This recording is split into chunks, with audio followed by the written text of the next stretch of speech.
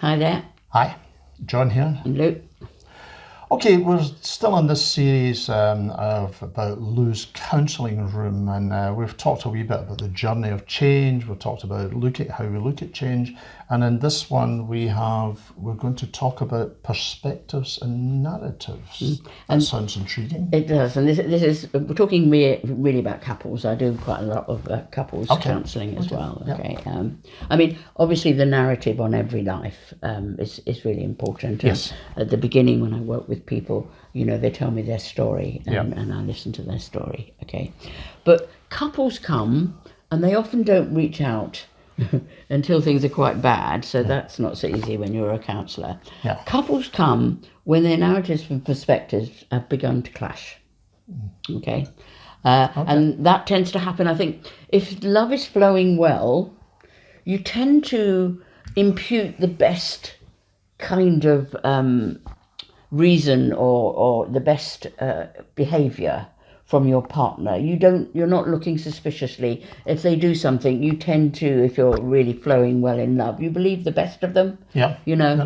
If that begins to wane, then not only have you got conflict arising, but the ability to believe the best in your partner, that begins to get jaded as well. And so you begin to impute stuff that might not necessarily be true, but if there's 4 different interpretations of what someone's doing. If you're really in love, you go for the best. If there's conflict, you tend to go for the worst. So this misunderstanding and this kind of is building up and building up to a crescendo, and then basically they arrive in my room. So you're there with a smile on your face thinking, oh goodness, what am I going to do with this, Lord?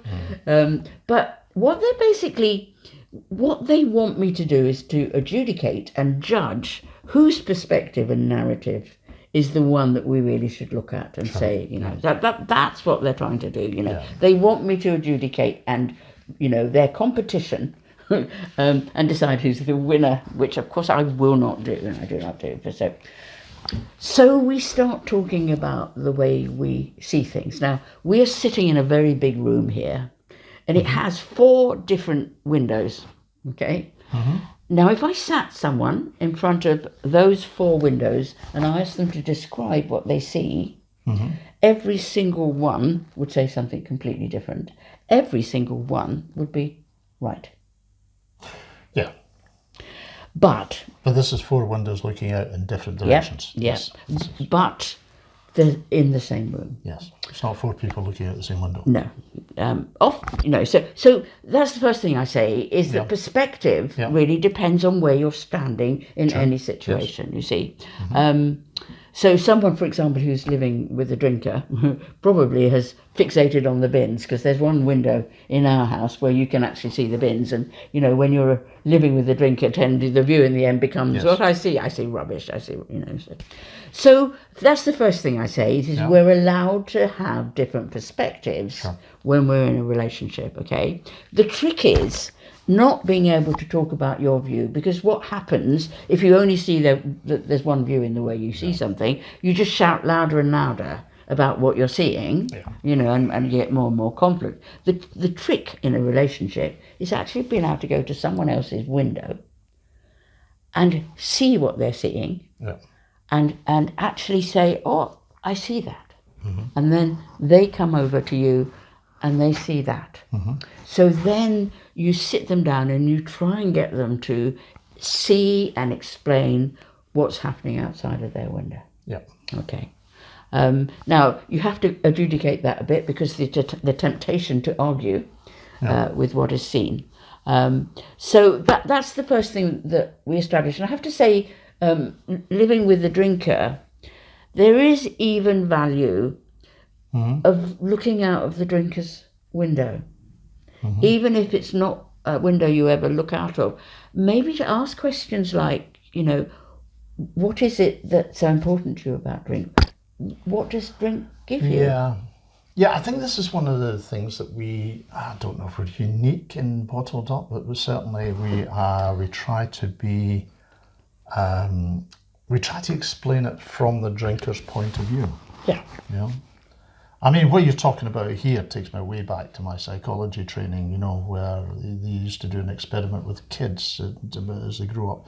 You sit two people at the different sides of a papier-mâché mountain, and the person at this side was asked to tell what was that person over there could see.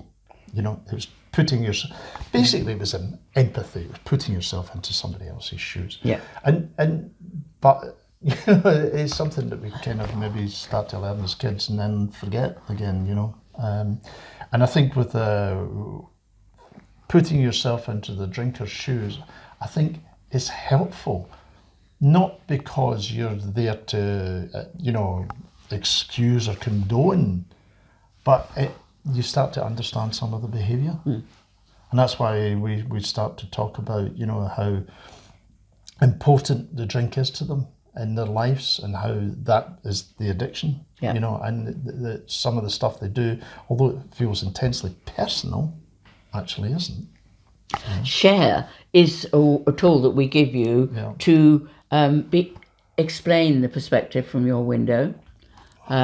Be aware, if you talk to your drinker about it, you've suddenly got 3 bifold doors, you know, because you will suddenly see a whole load of things. But we're giving you a tool in which you can describe what's going on inside of you. To get back to my analogy, I think if you can see out of each other's windows, if you're looking at a rubbish, you know, the rubbish one of you, it is perfectly possible for the other one to say, yeah, I can see that rubbish is really awful. Can I help you get rid of some of it? You know, we could get rid of some of it together. So a view is not static, you know. So anything you look at, you can go out and change, you know, in terms of what's around our house. So so you can look out of each other's window and then understand how both of you feel, and then you can tackle what's outside and actually begin to think of ways in which you can make that view a lot better. And a good marriage, you can get brilliant at seeing what other people see, hearing, because it's not just what you see, it's what you feel, hearing what people feel. The amazing thing is then often something goes off inside of you and you begin to self-supervise, you know. It's something that you find at the beginning of, you know, courtship. Yeah.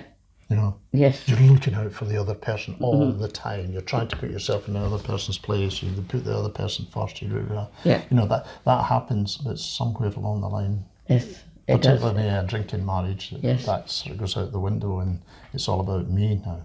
Particularly from the drinker's point of view, it's all about me.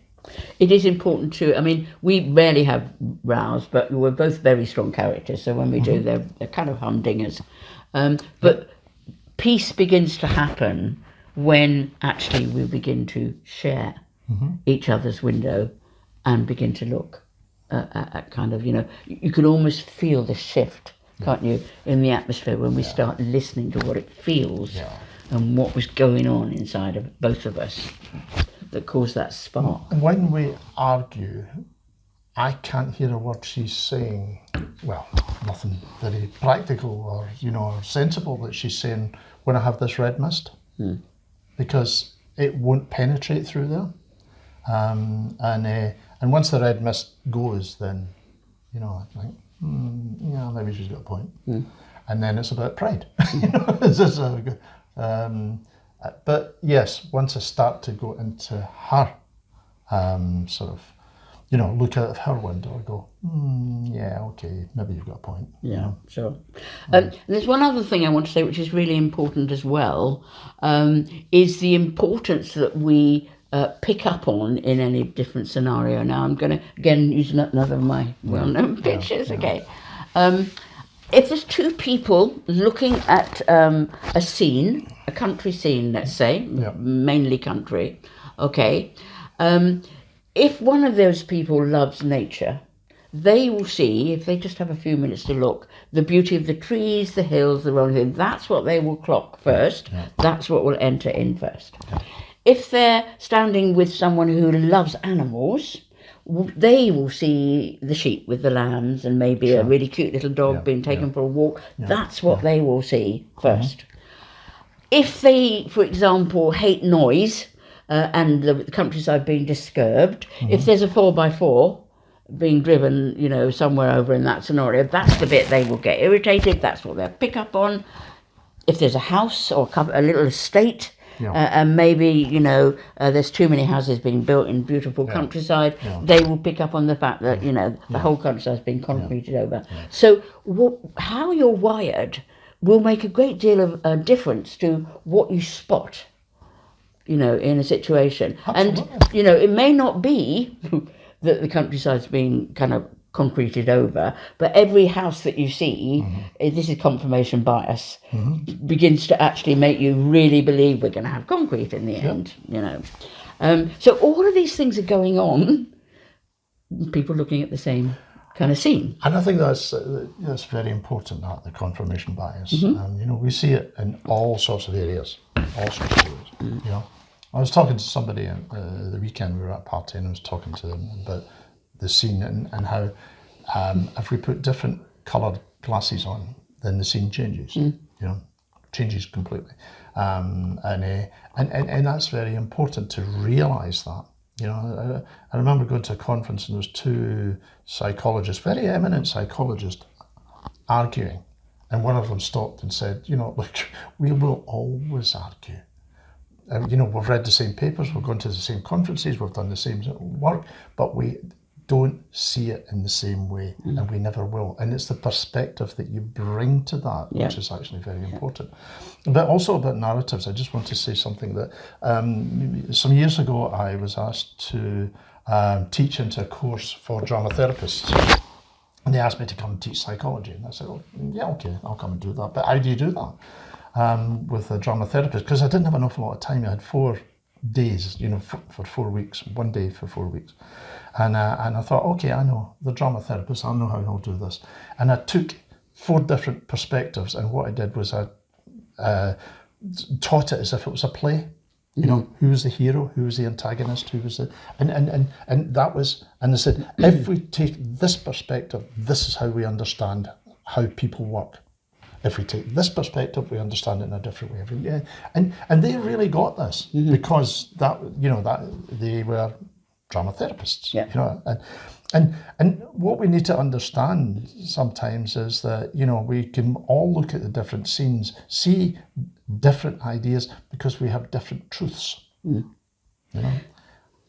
have a bit of the truth. We don't always have the whole thing. No. In fact, I think truth in the whole of mankind is a big jigsaw puzzle, and we need the pieces of puzzle from each other to really see. So how do we apply this? First of all, to understand that where people are coming from and their narrative will affect the way that they see things, and we can learn by that. We can understand, for example, if you reacted angrily in that second picture, is there anything we can do about that? Well, maybe I could write to someone about 4x4s and say, they are actually, but I think really it's real humility about truth, that it's a complicated subject. Oh, absolutely. And especially today, maybe it's the social media or whatever it is today, and you hear people saying, "It's my truth." Maybe it is, but there's lots of other truths around here, and you do need humility to recognise that there might be some veracity, in other people's truths. But once I get into a drinking relationship, then they tend to sort of drift from, and the drinker sort of sees truth through the bottle, through the bottle. So it's almost like a frosted glass, isn't it? The way that they see reality. Absolutely. Which is true. You look through that sort of coloured glass at the bottom, and everything goes blue or green or orange, and it's back to what I was saying about the glasses. That's how they see it. And I think if you don't approach the subject of perspective and narrative without humility, I think the other thing is there's a huge amount of judgment in society when a truth is strongly held, and they use it as a kind of a brickbat to hit other people with, and this is happening a lot. And humility of perspective of recognizing that other people might actually see and want different things. That's really, I think, in short supply in humility. But arrogance of I know what should be done. And there's a lot of that too, and it doesn't help what's happening. I mean, some of the things that are arising are so important. The women, really being real about the fact that they want to be treated with respect and honour. The whole thing about race. These are enormously important issues. Oh, absolutely. But to use them as brickbats to hit people is so shooting yourself in the foot, because it produces bad fruit. Yeah. So if you feel these things passionately, that is fantastic. Yeah. But also use humility, and interpersonal skills to make sure that shepherd is well, and we don't have an aborted birth or strangle it at birth or whatever. The way that something is birthed is really, really vital. So if you feel something passionately, you owe it to yourself to figure out how to present that well, so that the baby of truth is born well and not strangled at birth. And that is happening, really happening, and it concerns me as a counsellor. And it's just an arrogance, the perspective, that you have a perspective and it's the only perspective. It's just not true. No, so we're getting at such philosophical. Well, we are, but But you're right. These things are extremely important, and they're also very important in the counselling room as well. Absolutely. So I suppose what I'm saying is they have individual application, they have relational application, but they have society. Oh, absolutely, they have societal applications, and we're suffering from that at the moment. We're suffering from the inviolability of my truth at the moment. We are. But So listen to each other, look at what each other are seeing. Don't insist that everybody has to stare out the same window. Be humble in the way that you present your truth. If you're passionate, be passionate about the change, not judging people that aren't on your journey. Put your energy into something that really produces good rather than appears to produce good. Think about these things. These skills are really important at every level. They are very important.